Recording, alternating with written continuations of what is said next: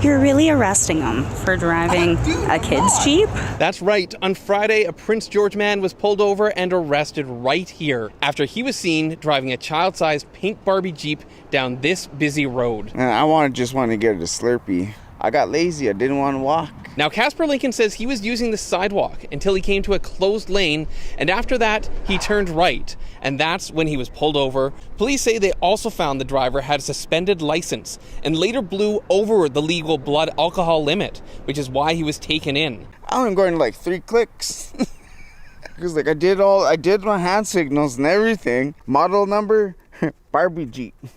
Color pink. Andrew Crietta, CBC News, Prince George. CommonSenseLoonie, that's my tune, bringing truth to the red and white moon. Personally, I am a man. Okay, here we go again. Another Common Sense Looney. I'm Rex, and I really hope you enjoyed this one. We've got an update in that crazy story we ran yesterday about Clarington councillor Karina Trail and her alleged death threat to mayoral candidate Tom Dingwall. And I'll tell you, it's just gotten more crazy. We've got a quick update to a story that's been going around about Greta Thunberg and her boat being hit by a drone. We've got more Clown Royale theatrics with Doug Ford, and Jamil Giovanni taking a few shots at the premiere as well. And so much more. Hold on to your keister. It's time to get loony. So there's more from that story from yesterday that's gone from flat out nuts to straight up bizarre. Clarington councillor Karina Trails tied to a voicemail threatening to kill mayoral candidate Tom Dingwall and assault his wife. Except now she's claiming it's an AI fake.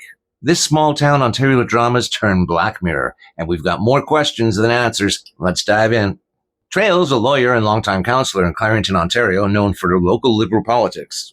On August 28th, Dingwall, a retired cop running for mayor, gets a 39-second voicemail from Trails' number, ranting about killing him and worse if he doesn't drop out to let rival Joe Neal win. Starts off with Karina Trail identifying herself, proceeding to tell me that I need to stay out of next year's election, and that if I don't, she will come to my house and kill me and sexually assault my wife. Everyone who heard it, Dingwall, his wife, CTV News, says it sounds like her. Peterborough police are investigating, no charges yet, but the town's in an uproar demanding she resign. Then, boom, Trail says it's not her. It's AI manipulation, mixing her real voice with fake bits to frame her. What? This raises wild questions. 1, why did her number show up on caller ID? I mean, spoofing's easy, but who pulled it off? 2, nobody clocked this as AI. How is it that convincing? 3, making an undetectable fake takes tech or cash. Who had the knowledge or the money to put this together, and why? And 4, why frame Trail in a small town race? She's had minor beefs before, but this feels huge for local politics. Is it a rival, an enemy, something bigger? Or is it real? This is too wild for a prank. We're not done. Cops are digging, and we'll keep you posted. Okay, next we've got a story that's been blowing up online. It's about Greta Thunberg, a boat fire, and why we all need to pump the brakes before jumping to conclusions. This one's perfect for showing how rumors can spread like wildfire, literally. Let's dive in. So it's early September, and climate activist Greta Thunberg is part of this big aid mission called the Global Summit Flotilla. They're a group of about 20 boats from all over the world, sailing from Barcelona toward Gaza to deliver stuff like food, water, and medicine. The goal? Break through Israel's naval blockade and help people in need during the ongoing conflict. Sounds noble, right? But now, on September 8th, one of the boats, called the Family Boat, catches fire while anchored off the coast of Tunisia. No one gets hurt, thank goodness. All 6 people on board are safe and the flames get put out quick. But here's where it gets juicy. A boat carrying activist Greta Thunberg bound for Gaza has been damaged in what's been described as a drone strike. The Global Sumud Flotilla says it was struck by what is suspected to be a drone in Tunisian waters. The boat carrying aid sustained fire damage. Here's all the residue, all the burn. You can see all the flames burnt up here. It dropped right next to our fuel tanker. It dropped right next to the diesel that would have exploded the entire ship. This is where the drone dropped the bomb that exploded. I saw a massive flame come up. I was sleeping up on that top deck. The flotilla folks, including Greta, post videos and statements saying it was attacked by a drone. They claim something flew overhead, dropped a bomb or incinerator device, and boom, explosion and fire. Greta even shares a clip calling it yet another attack to stop them from reaching Gaza. Social media goes nuts. People are yelling about sabotage, pointing fingers at Israel, and sharing conspiracy theories left and right. Hashtags explode and headlines scream, Greta's boat set on fire by drone. But hold up, let's hit pause and look at the facts. Tunisian authorities, like their National Guard, jump in right away to investigate. They check out the boat, review footage, and say, nope, no drone involved. Turns out no radar picked up any drone, no witnesses saw one, and Israel hasn't even commented. Instead, the fire probably started from something super simple and accidental, like a lighter or cigarette butt that sparked up a life jacket on deck. Yeah, just an everyday mishap, not some high-tech spy thriller. See, this is classic. Folks heard drone attack and ran with it, especially because of past tensions with flotillas. But the evidence points to an oops moment, not espionage. In this fast news world, don't believe everything at first glance. Wait for the full story, check sources, and think twice before sharing. What do you think? Ever fallen for a viral story that turned out to be bogus? All right, next up, here comes the circus. If you caught my video a couple of days ago, you probably saw me talking about Ontario Premier Doug Ford's big stunt, dumping out a bottle of Crown Royal whiskey right there in front of the cameras. It was all to protest the company closing their bottling plant in Amherstburg, which is going to cost about 200 jobs. I said back then it was just showboating, didn't actually help anyone, just wasted good booze. Well, buckle up, because there's an update, and it's turning into what I'm calling the Clown Royale fiasco. Yeah, Clown Royale, because this whole thing is starting to look like a bad circus act. So here's the latest. Ford's not stopping at that one bottle. Now he's hinting that if the plant shuts down in 2026 like planned, he might yank every single product from Crown Royale's parent company, Diageo, off the shelves at Ontario's LCBO stores. We're talking big names like Johnny Walker, Guinness Beer, Smirnoff Vodka, Captain Morgan Rum, Tangerine Gin, and even Bailey's Irish Cream? No, not Bailey's. He says it's to make Diageo pay dearly for hurting those workers. And he's comparing it to when he pulled American whiskeys like Jack Daniels during a trade spat with Trump. Ford's like, I'm not bluffing. But let's get real. How does this help Ontario or Canada? Spoiler, it doesn't. It might actually make things worse. First off, the LCBO does about $740 million a year in business with Diageo. That's a ton of cash from sales taxes and profits that go right into funding schools, hospitals, and roads. If Ford pulls those brands, poof, that's revenue gone. People might drive to Quebec or New York to buy their favorites or switch to other stuff, but Ontario will lose out big time. Then there's the job ripple effect. Sure, he's mad about the 200 jobs in Amherstburg, but Diageo has other operations in Canada, like distilling in Manitoba and Quebec. If this turns into a fight, the company could cut back there too, hurting even more workers and farmers who supply their grains for whiskey. Plus, it's not like this will save the plant. Diageo says the closure is final. They're moving bottling to Alabama. And for us regular folks, less choices at the store, maybe even higher prices on what's left, and it could scare off other companies from investing in Canada.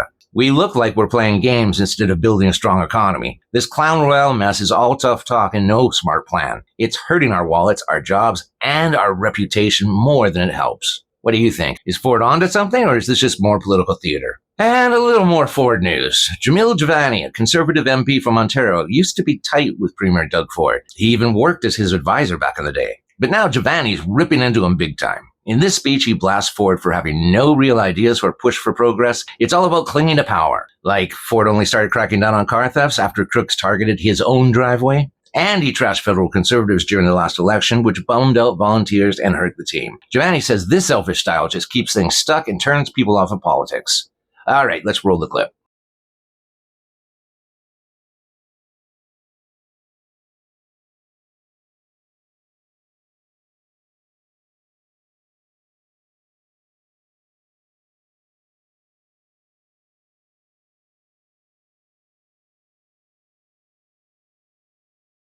I don't think Doug Ford or the people in his administration believe they have an ideology.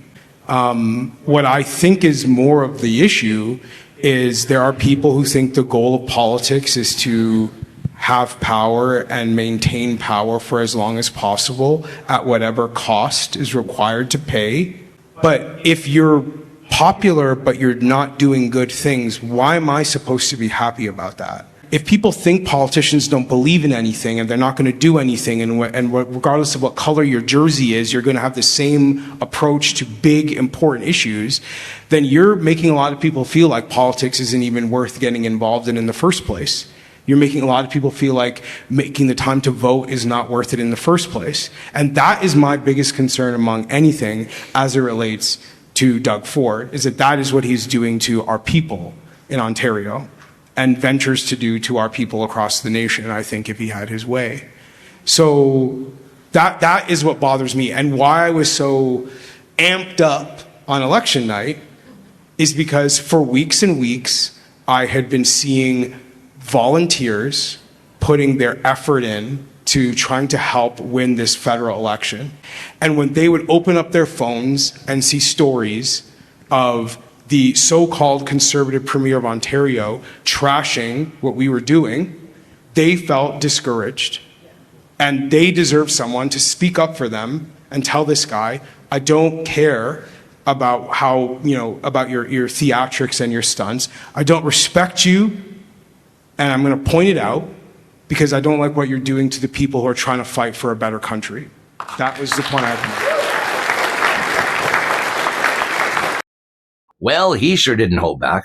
What do you think about Giovanni's comments? All right, finally, let's talk about something that's got a lot of people shaking their heads. How some school board bigwigs are spending your hard-earned tax dollars like it's play money. Over in Ontario, the Education Minister, Paul Calandra, is calling out the chair of the Toronto Catholic District School Board, Marcus de Domenico, for some pretty eyebrow-raising expenses. Picture this, a $15 milkshake charged to taxpayers. Yeah, you heard that right, a fancy shake that he says was part of a meeting with parents at their spot of choice. But then there's a 3 a.m. McDonald's run on the public dime, and get this, a $145 ban for an Apple Watch he claims was just a replacement for an approved gadget. This board's already drowning in a $75 million deficit, and it's under government watch for financial messes. Minister Calandra isn't having it. He's blasting these spends as straight-up mismanagement and even floating the idea of shaking up how school boards run, maybe ditching the trustee rule altogether to stop this kind of waste. Now, critics worry that could quiet parents' voices, but come on. When kids' education is underfunded, shouldn't every penny go to the classrooms, not late-night snacks or pricey accessories? This is a classic abuse of taxpayer cash, folks scraping by while officials treat the budget like it's their personal piggy bank. Time for real accountability so our schools get what they truly need. What do you think? All right, so that's all we got for today. Things are going to get spicy for sure next week when Parliament resumes. In the meantime, we'll try and catch every story flying under the radar and give a little common sense take on it. Remember to like and subscribe. It saves lives.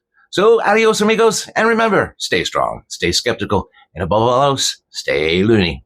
I'm here to cut through the haze, no disguise. Gonna open your eyes to politicians' lies. Canada's great, but led by wackos, it's true. Time for no nonsense, me and you. I'm the CommonSenseLoonie, hear my call. Ditch bingo night games, we'll fix it all.